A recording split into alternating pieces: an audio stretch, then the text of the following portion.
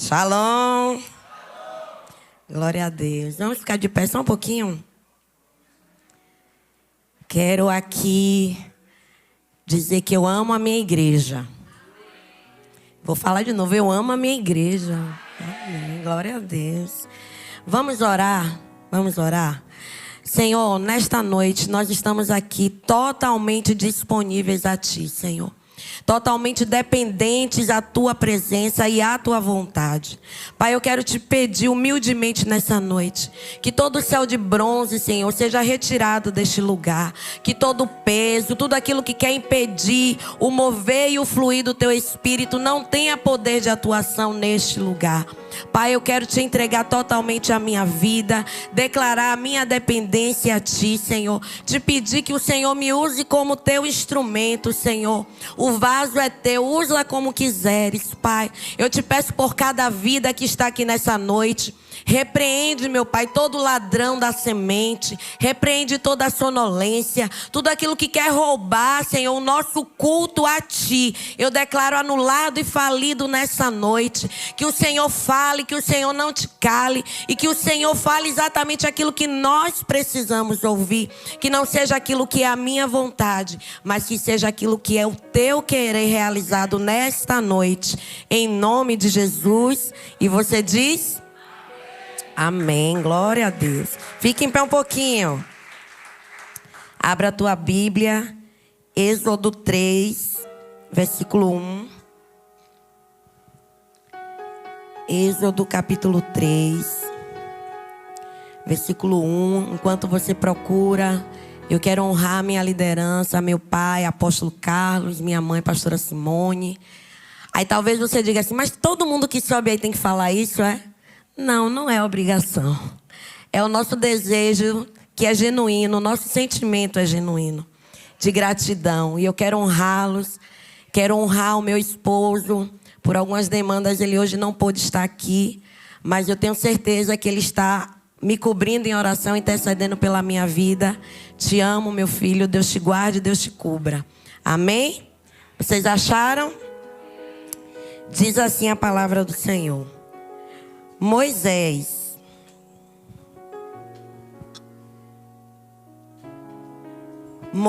apacentava o rebanho de Jetro, o seu sogro, sacerdote em Midian, e levou o rebanho atrás do deserto, diga atrás do deserto, e chegou ao monte de Deus, a Horebe.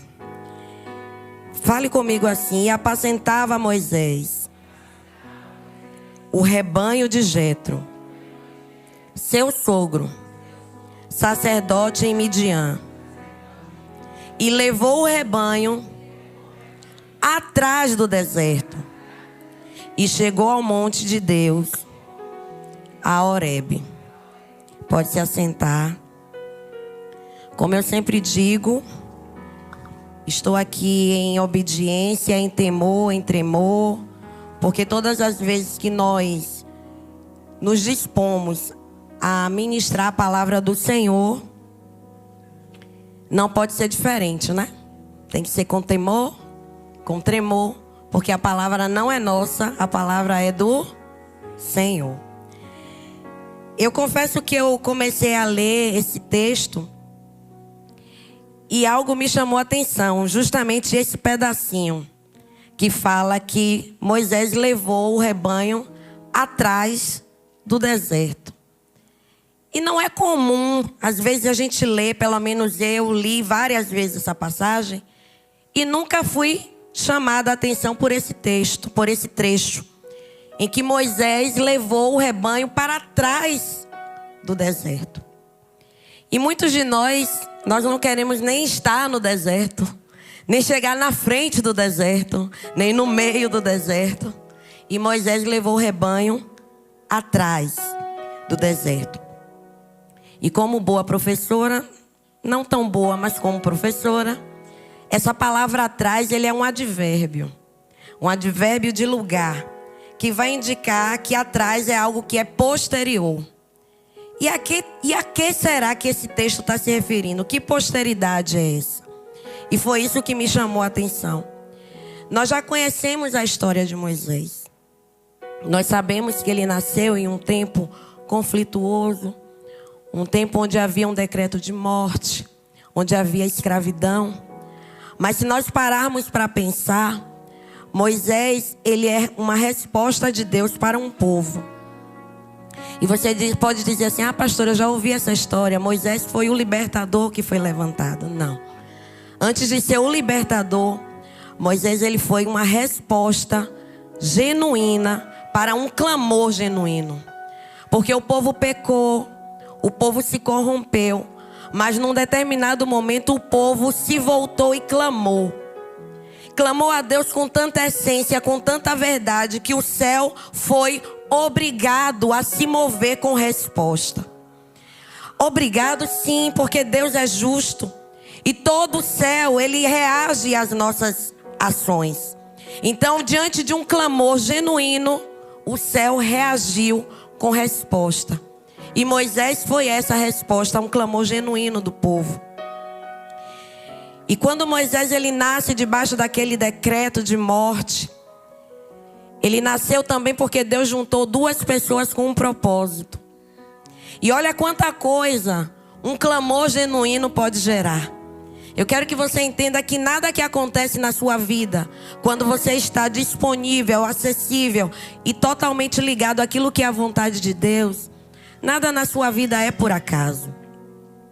Duas pessoas se encontraram, duas pessoas se casaram para gerar esse fruto bendito que seria uma resposta. Num tempo fácil? Não. Num tempo muito difícil. Essa resposta também não foi imediata, mas foi uma resposta. E eu quero declarar nessa noite para você que Deus, ele é um Deus de respostas. Ele é um Deus que ouve. Ele ouve um clamor genuíno e ele responde. Mas ele não responde no seu tempo nem à sua forma.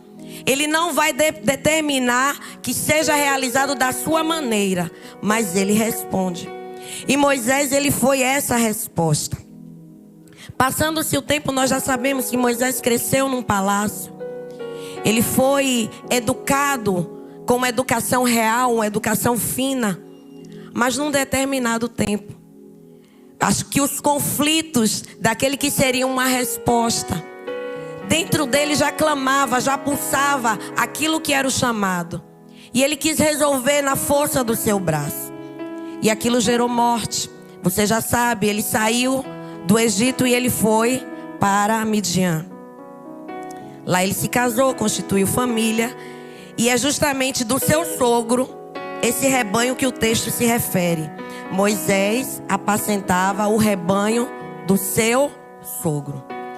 Ele apacentava um rebanho que não era dele. Ele apacentava um rebanho que não lhe pertencia. Apacentar um rebanho, muitas vezes, que não nos pertence, não nos isenta da responsabilidade. Deus entregou e permitiu que Moisés estivesse naquele tempo, naquele lugar, naquela geografia, apacentando o rebanho do seu sogro. E esse texto, ele é cheio de aposto. Entre as vírgulas tem várias explicações. Moisés apacentava o rebanho não era dele, era de quem? Era de Jetro. E quem era Jetro? Era o seu sogro. O texto vai explicando. E fala que Jetro era, além de ser sogro, ele também era sacerdote. Sacerdote de onde? De um determinado lugar, de Midian. Só que o mais interessante desse texto é que, nesse dia, Moisés levou o rebanho que não lhe pertencia para um lugar. E talvez ele já tenha passado por aquele lugar muitas vezes. Mas o final desse texto é o que é maravilhoso. Ele levou para trás do deserto, para perto do monte de Deus. Todas as vezes que eu estou atrás do deserto, eu já estou perto da presença de Deus. E muitas vezes eu não tenho me dado conta que o meu lugar no deserto não me isenta da presença. Eu vou repetir. O meu lugar no deserto não me isenta da presença. Só que muitas vezes nós estamos nos nossos processos, passando pelos nossos desertos, Uns estão aqui no início, outros estão no meio, alguns estão já no final, mas estão no deserto. E Deus, Ele está movendo situações para que você entenda: ei, você está no deserto, mas eu não deixei de ser o teu Deus. Ei, você está passando por esse deserto, mas você não precisa passar por ele sem a minha presença. Você não precisa caminhar por ele sem viver aquilo que é o extraordinário. E Deus, Ele está sempre buscando chamar a nossa atenção. E quando eu penso nessa questão, eu digo: Senhor, nós somos tão miseráveis, porque não merecíamos nem a graça, não merecíamos nem o sacrifício de cruz. Mas Deus o tempo todo está querendo chamar a nossa atenção para que nós venhamos nos voltar para Ele. Isso nos coloca num grau de importância que nós nem temos.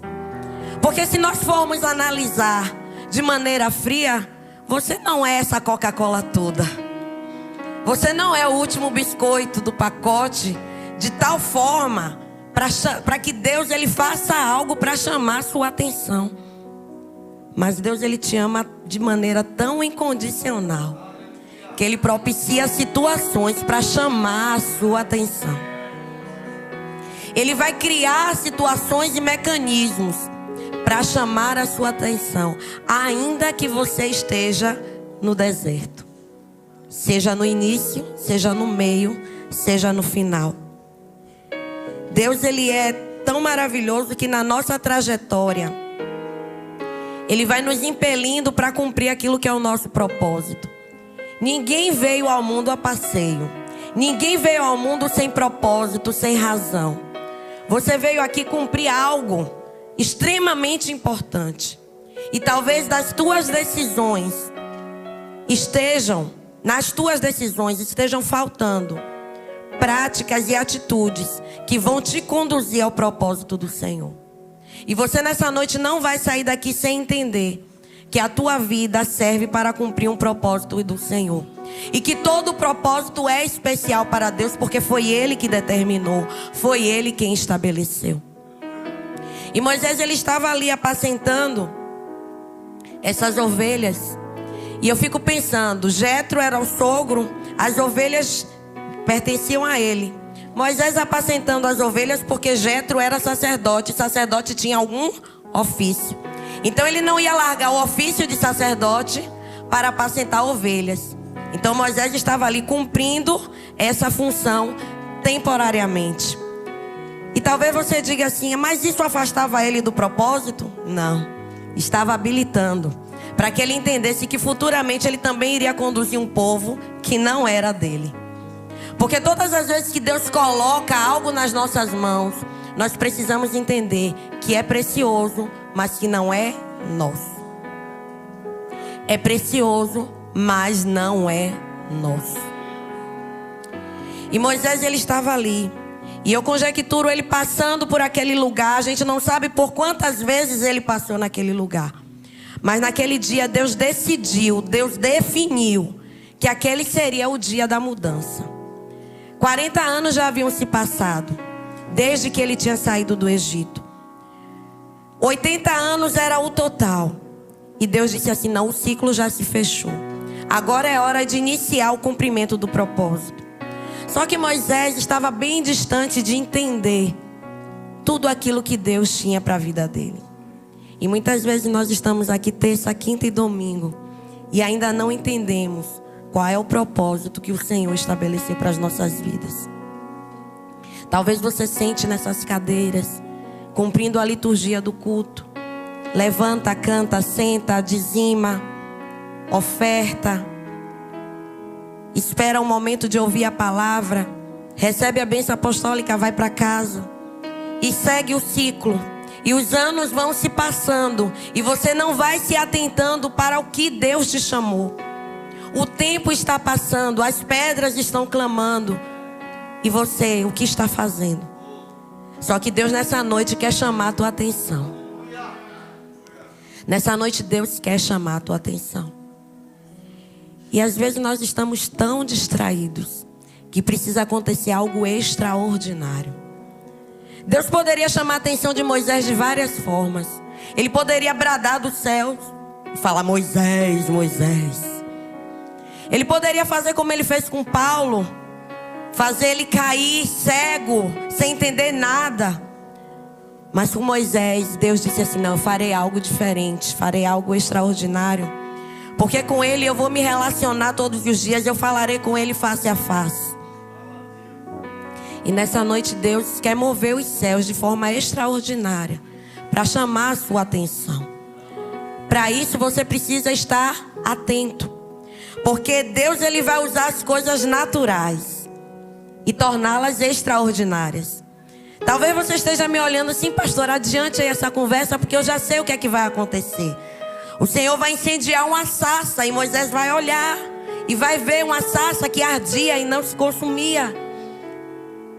Mas não torne isso natural. A sarça é natural. A sarça pega fogo, é natural. Ela não se consumir é o extraordinário. E Deus está fazendo tudo isso para chamar sua atenção. Deus tem movido situações no seu dia a dia para chamar a sua atenção. Hoje de manhã eu estava indo trabalhar e aconteceu algo tão bobo. Bobo, muito bobo. Eu sempre coloco algumas coisas para levar para o trabalho, alguns alimentos em uma necessaire. Só que eu tinha deixado essa necessaire no trabalho. E aí eu coloquei uma garrafa de água, uma garrafa de suco dentro de uma sacola e coloquei na minha bolsa. Eu não gosto de andar com saco. Eu coloquei essa sacola dentro da minha bolsa. E fui. No meio do caminho fui pegar algo na bolsa. E quando eu vi, aquela sacola estava encharcada de água. Derramou tudo dentro do saco. E não molhou nada dentro da minha bolsa. Na minha bolsa tinha coisas que, se molhasse, eu teria um grande prejuízo. E eu fiquei olhando assim, eu digo: não tinha nenhum furo nesse saco. A água não derramou, não molhou meus documentos, não molhou o celular, não fez aquela melecagem toda dentro da bolsa. Um saco. Algo tão bobo, né? É um livramento? É algo tão natural, tão desnecessário. Talvez eu nem percebesse. Deus começou a falar comigo pela manhã: eu cuido de você em todos os detalhes. Eu sou um Deus de detalhes. E eu vou cuidar da tua vida em todos os detalhes. Só que você precisa estar atento aos detalhes. As coisas corriqueiras do dia a dia. Deus ele não é apenas o Deus dos grandes feitos. Deus é o Deus das coisas pequenas. E em tudo ele está te dizendo: o meu amor por você é tão grande que eu cuido de você nos mínimos detalhes. Eu não preciso cuidar e demonstrar o meu amor por você apenas te tirando do sufoco financeiro, daquelas grandes dívidas que você tem e que você diz: Senhor, eu preciso do recurso. Não. Ele pode te dar um livramento. Quantos invisíveis que você nem percebe, você nem sabe, no seu trajeto. Quantas vezes a mão do Senhor esteve sobre a tua família e você não sabe, você não viu. Quantas vezes o teu filho poderia ter caído de algum lugar e ele não caiu porque Deus colocou a mão. Nós precisamos ter um coração grato, um coração quebrantado e uma visão alinhada com o céu, para entender que pequenos detalhes não são meros detalhes, é a expressão do cuidado de Deus. E Deus estava dizendo com aquela sarça naquela noite: Moisés, eu amo tanto a tua vida. Você nasceu no meio de um decreto e você não morreu. Você nasceu no meio de um decreto de morte, mas você está vivo com 80 anos. Apacentando um rebanho que nem é seu, mas eu estou te ensinando, porque vai chegar o dia que você vai apacentar o meu rebanho.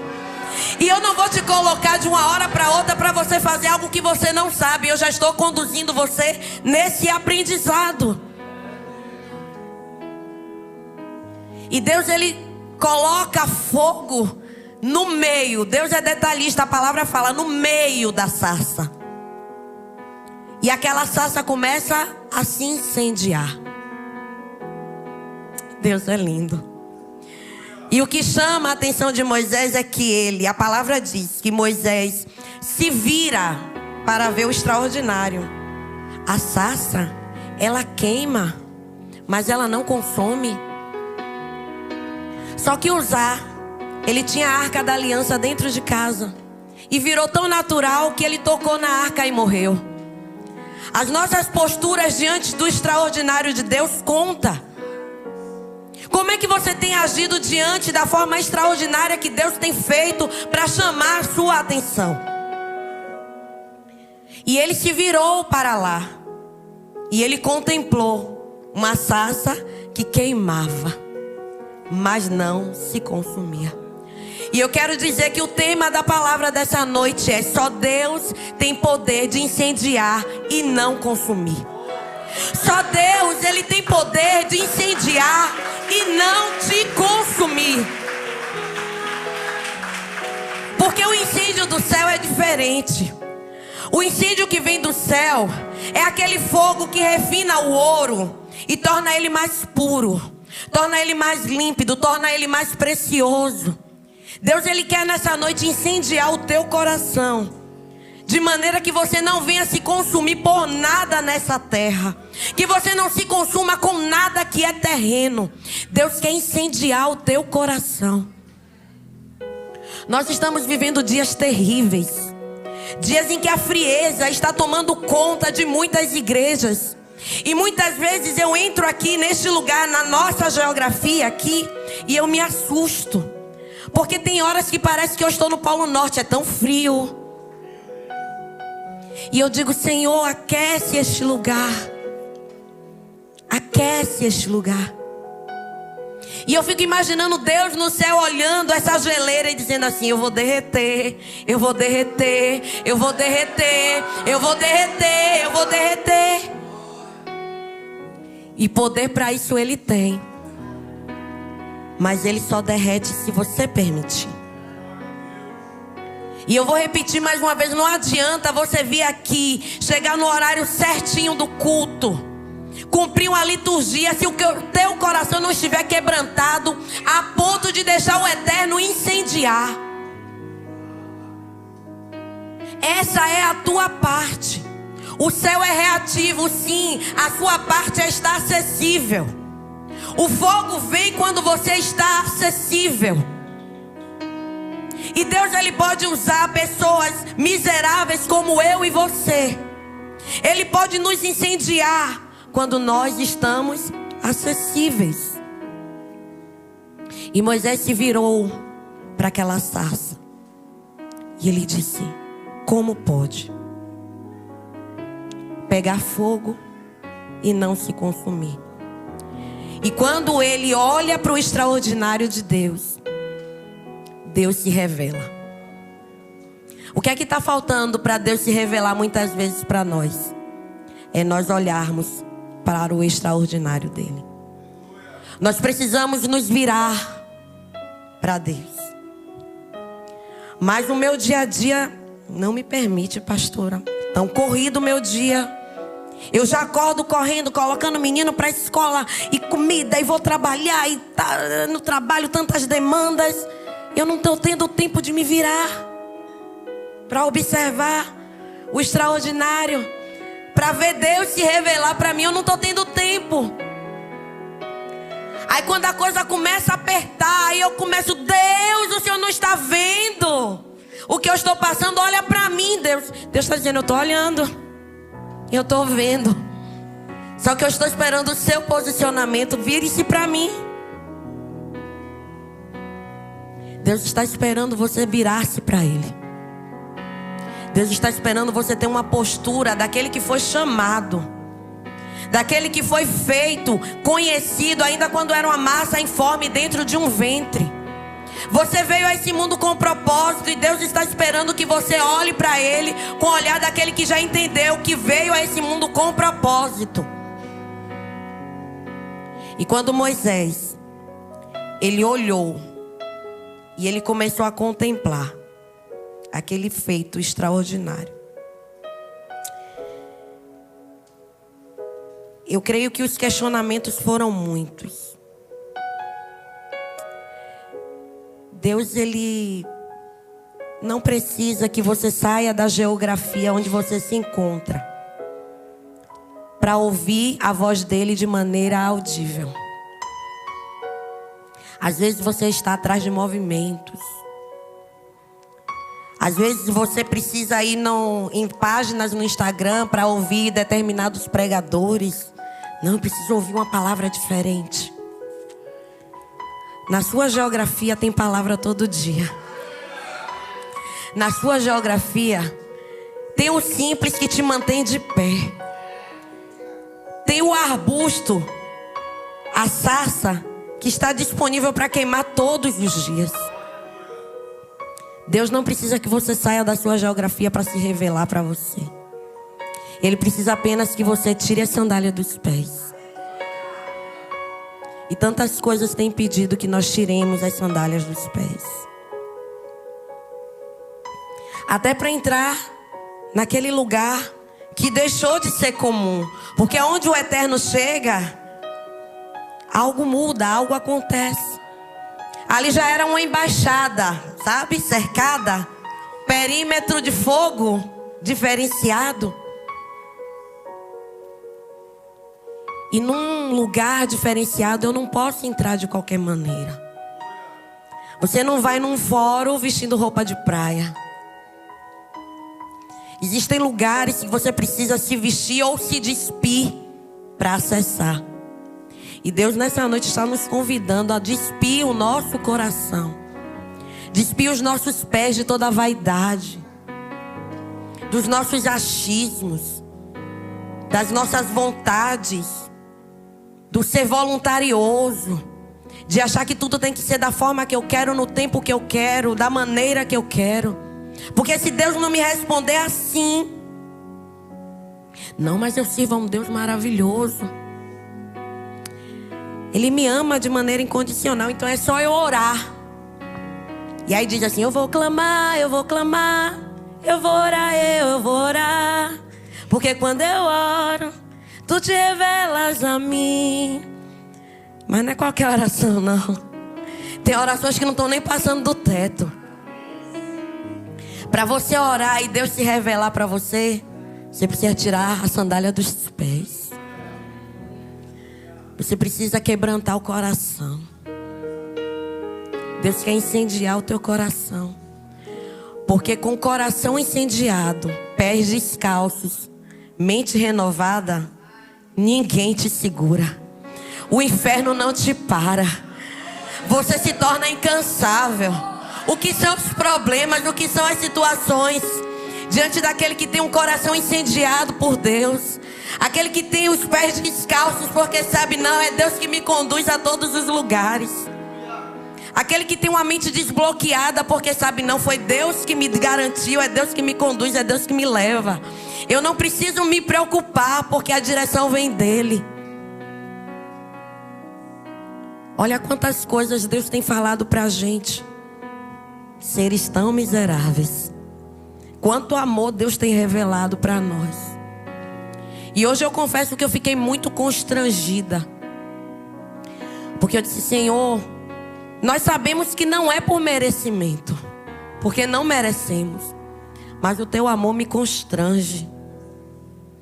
O teu amor incondicional me constrange. Porque a onisciência de Deus nunca vai permitir que Deus seja surpreendido. Ele já sabe quando você vai pecar. Ele já sabe, já tem o controle dos seus dias até o final dos dias.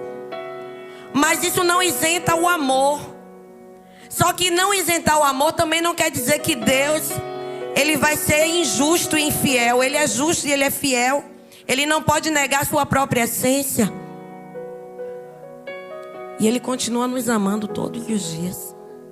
Aí você faz: quem é esse? Cadê a voz, Jesus? Que era sem pecado e não me condenou. No lugar da morte, vida me ofertou. O cordeiro que por mim se entregou. Só que aí você quer pegar essa canção que é tão linda e tão forte e colocar como justificativa, porque você pode pecar, você pode fazer tudo, porque quem é esse? Ele se entregou, ele já fez tudo. Eu posso fazer tudo porque o amor dele vai continuar sendo incondicional. Quando você entra no perímetro do amor, quando você entra no perímetro do fogo, quando você entra no perímetro da sarça, aquele que chegou de um jeito, ele não vai continuar lá do mesmo jeito. Aí você vai poder dizer assim: eu não te troco por nada, não há espaço para mais nada. Todo vazio que havia em mim, hoje é tua. A minha alma buscava a tua presença, é o que faltava em mim. Hoje sou transformada. Moisés entendeu que quando ele entrou no perímetro da sarça, a transformação chegou. Ainda que ele não entendesse nada, ainda que houvesse muitos questionamentos, algo mudou dentro dele. O fogo incendiou, o fogo chegou, o céu reagiu, o céu desceu, o céu se abriu.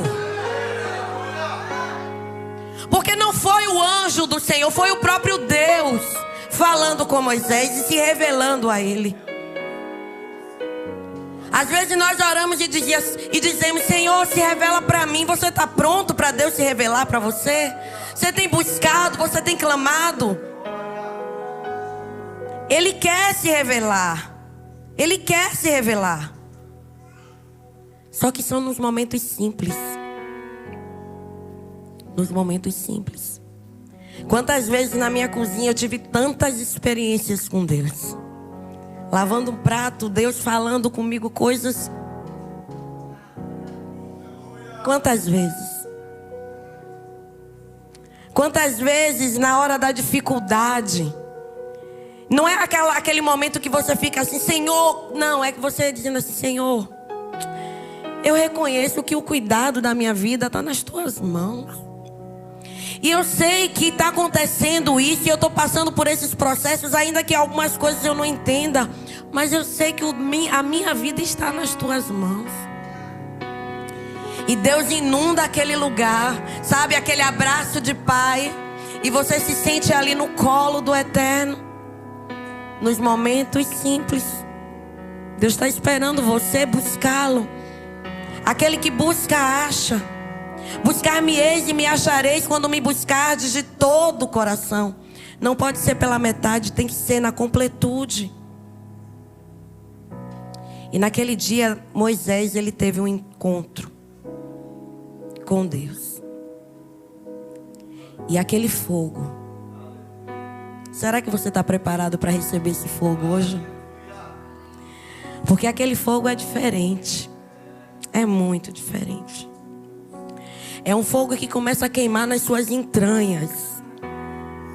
É um fogo que faz você não compreender muitas coisas que você passa no teu dia a dia, mas você começa a receber um vigor. Sabe, uma pessoa de 1,5 metro parece que tem 2 metros e vai para a guerra por causa do fogo. O fogo que começa a arder dentro de você te impulsiona. O fogo começa a limpar todas as impurezas, tudo aquilo que o inimigo quis trazer nos seus ouvidos, para que você entendesse que Deus não está te vendo, que Deus não está respondendo, que Deus não está completando. O fogo vai refinando a pedra preciosa, o fogo vai refinando o ouro, e Deus vai refazendo. Você nessa noite precisa estar aberto para receber esse fogo. Aleluia! E é um fogo que não anula a presença. Existem tantos fogos vazios, fogo estranho sendo erguido. Deus não quer que você participe de fogo estranho. Deus quer te incendiar. E só Ele pode te incendiar e destravar tudo aquilo que está travado na sua mente. E te fazer entender o quão precioso, o quão preciosa você é. Quando o fogo ele é humano, ele não subsiste. Você vê o movimento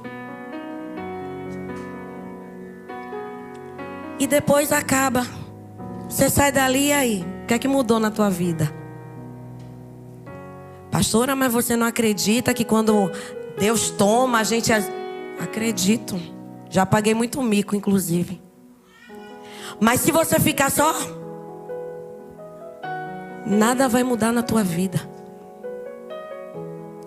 Você precisa do fogo verdadeiro. Porque só o fogo verdadeiro consegue combater o fogo falso. Somente aquele que está tomado pela verdade de Deus, o fogo consumidor, vai ter habilitação para consumir todas as inverdades desse século. Tudo aquilo que pessoas têm dito a respeito dos teus familiares, o fogo pode consumir. E quando o fogo vem, e a presença vem e se revela a você, você passa a agir de uma maneira tão diferente. Porque você entende que somente o fogo pode proporcionar, o fogo da presença, somente o fogo da presença pode proporcionar que uma igreja como essa, pequena, ficasse lotada em um tempo de pandemia. Só esse fogo. O fogo estranho não ia permitir, não. Somente esse fogo da presença vai fazer você ficar tão grato a Deus pelas coisas que você já conquistou. E não apenas ficar buscando aquilo que você ainda não tem.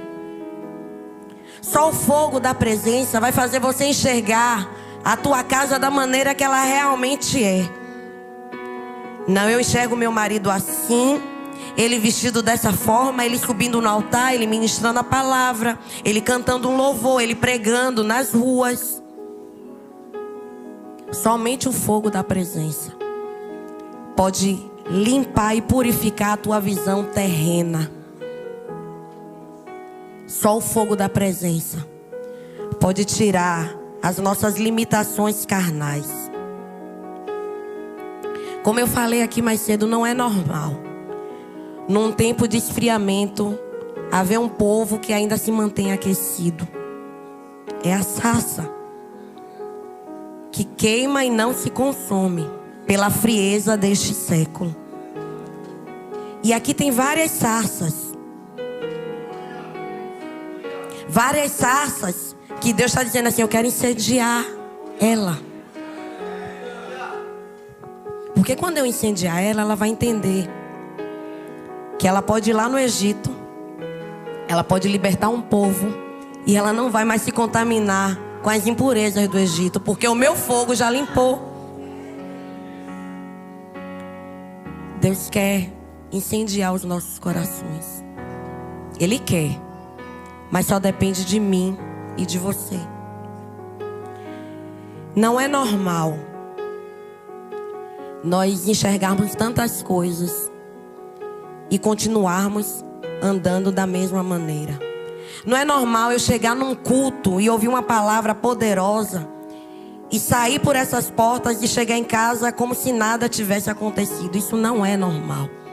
Não trate o extraordinário com normalidade. Não seja esse. Não seja como Sansão, não seja como aquele povo. Moisés, ele viu a sarça e ele achou o extraordinário. Sansão, ele foi consumido pela presença e abriu mão de tudo aquilo. Sansão, ele não precisava ir diante da sarça. O fogo vinha até ele. O fogo preenchia ele. A presença inundava ele. E ele morreu cego. Deus nessa noite ele quer trazer para as nossas vidas algo extraordinário. Mas eu preciso valorizar a presença. Eu preciso valorizar a presença. Existem 3 verbos que são necessários na nossa vida: reconhecer, valorizar e atencionar. Você precisa reconhecer que você não foi chamado como qualquer um. E que você não foi chamado também por qualquer um. Você precisa reconhecer que você foi chamado. Sobre a tua vida existe um preço de sangue. Você é muito precioso. Você é muito valiosa para estar passando na mão de qualquer um. Você é muito valiosa, você é muito valioso para não esperar o tempo certo do casamento. Você foi comprado por preço de sangue. Reconheça. Você precisa valorizar este preço de sangue e entender que Deus te chamou, Deus te constituiu, Deus te deu paternidade, Deus te deu território, Deus te colocou no meio de um povo, Deus não te deixou desgarrado. Valorize o perímetro que você está. Aqui todos os dias tem ensinamento para a tua vida, porque você é precioso. E você precisa atencionar. Por quê, pastora? Você precisa dar atenção devida a esse Deus que te chamou, a esse Deus que te buscou com mão forte, quando você pensava que nem era nada, que não valia nada. Mas Deus, Ele fez questão de ir atrás de você para te resgatar. A sarça, ela só pode continuar queimando no lugar de honra, porque Sansão desonrou a presença. Mas eu creio que nessa noite Deus vai levantar aqueles que vão honrar a presença. Deus vai levantar aqueles que vão honrar a presença e o fogo que Ele quer derramar sobre as nossas vidas para nos preencher nessa noite. Você quer honrar essa presença? Não fale amém porque eu estou te perguntando. É alguma pergunta para você. Você quer honrar essa presença? Deus quer derramar o fogo. Se você quiser honrar essa presença, Deus vai derramar o fogo. Se coloque de pé.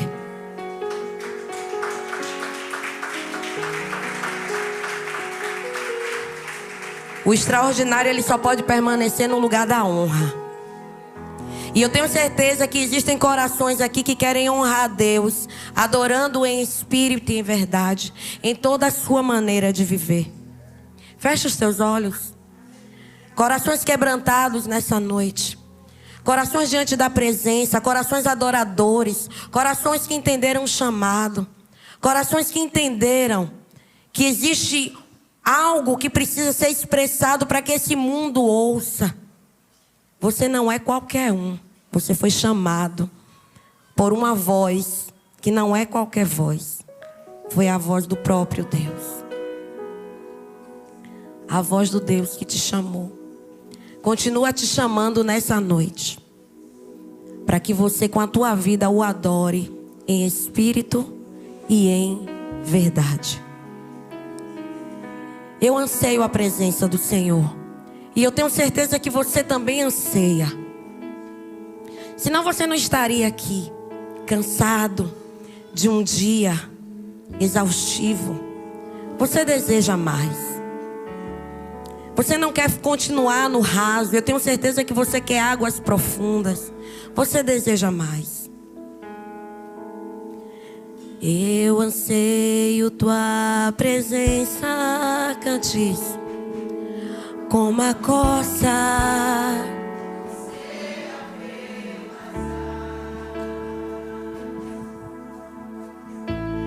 Eu espero a tua volta.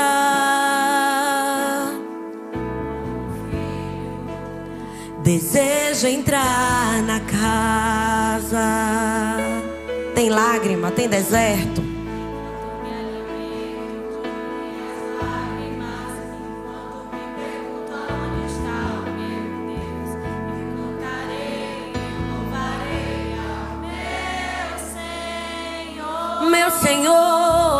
Meu Senhor, não rejeite o meu clamor. Não esqueças que na porta existe um adorador. Com sede de ti, eu quero sentir tua presença me tocar. Eu quero entrar pela porta. Nada é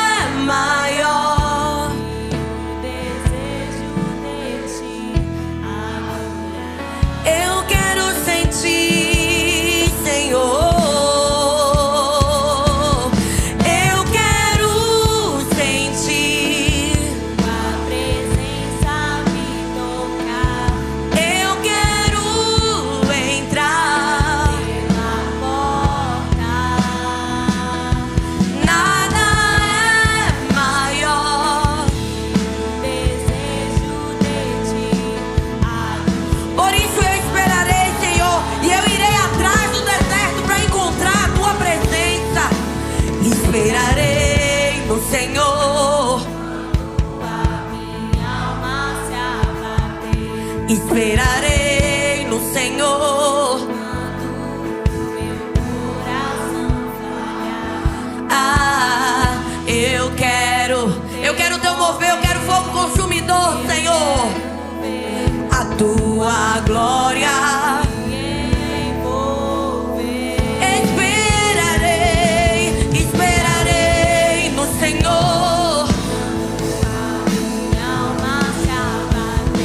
Esperarei no Senhor.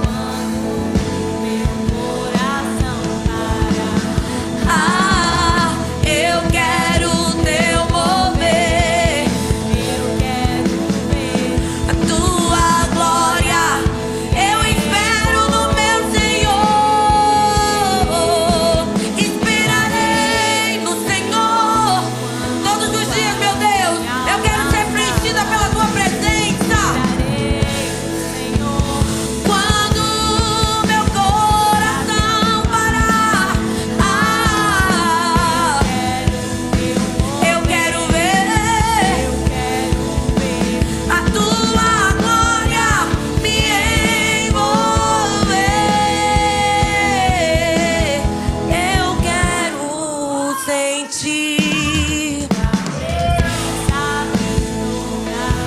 Eu quero entrar na porta. O deserto não é maior. Os teus problemas não são maiores. Nada pode te impedir de entrar nessa presença. Por isso, nessa noite eu quero perguntar: existe alguém que quer ser envolvido por essa glória? Se existe alguém que quer ser envolvido por essa presença, talvez você nunca tenha feito uma aliança com o Senhor. Deus hoje quer revelar o extraordinário dele para você. Ele quer incendiar uma sarça para chamar a tua atenção nessa noite. Mas ele espera o teu posicionamento. E o teu posicionamento é vir à frente, é reconhecê-lo de maneira pública, dizendo: Senhor, eu quero a tua presença. Eu quero dedicar a minha vida, os meus dias a ti. Não espere uma outra oportunidade. Agarre essa oportunidade. Deseje e anseie pela presença. Talvez você esteja aqui todos os dias, terça, quinta, domingo, mas você tem se tornado frio. E Deus está dizendo: meu filho, eu quero aquecer também o teu coração. Meu filho, eu quero aquecer a sarça que habita em você. Eu quero manifestar a minha presença dentro de você, para que todos que estão do lado de fora possam enxergar. Existe um fogo diferenciado na vida dele. Existe um fogo diferenciado na vida dela. E esse fogo não pode ficar escondido. Esse fogo precisa ser visto. Se você quer ser incendiado e quer receber oração, vem aqui nessa noite. Esse é o momento. Não espere, porque não vai ter outros momentos. Deus quer se revelar hoje. Você não sabe o que vai ser da sua vida quando você sair dessas portas. Você não sabe o que Deus tem preparado para a tua vida. Se revista pela